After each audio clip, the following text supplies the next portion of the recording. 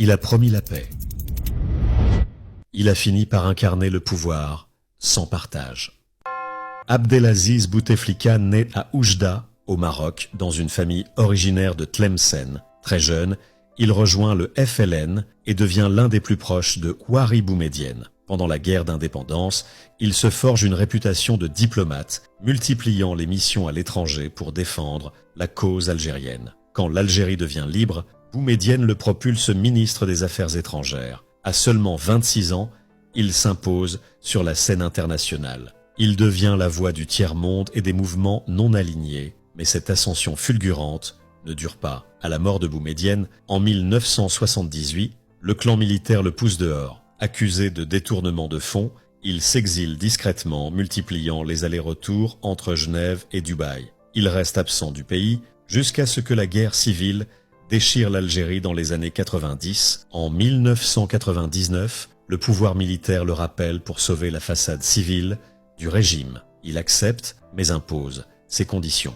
Les autres candidats à la présidentielle, dont Hossein Ait Ahmed, se retirent, dénonçant la fraude. Bouteflika se retrouve élu, seul en lice. À ses débuts, il apaise les tensions avec la concorde civile. Il offre une amnistie partielle aux islamistes et promet la réconciliation. Le pays retrouve un semblant de calme, mais Bouteflika, lui, ne lâche plus le pouvoir. En 2008, il fait modifier la constitution pour briguer un troisième mandat, puis un quatrième. Il concentre les pouvoirs, s'entoure d'oligarques, verrouille la vie politique. Certes, il multiplie les grands projets, routes, logements, infrastructures, mais la corruption gangrène le système. L'économie reste prisonnière du pétrole.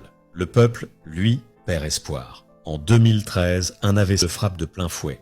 Il ne s'adresse plus aux Algériens, ne s'affiche presque plus, mais reste président, par procuration. Quand en 2019, il annonce vouloir briguer un cinquième mandat, la rue explose. Le Irak secoue le pays, exige son départ. L'armée finit par le lâcher. Sous la pression populaire, il démissionne. Après 20 ans de règne, Bouteflika laisse une Algérie fatiguée, mais un peuple qui refuse désormais de se taire. Son départ ouvre la voie à Ahmed Gaïd Salah et à une transition pleine d'incertitudes qui ouvre la voie pour Abdelmadjid Tebboune,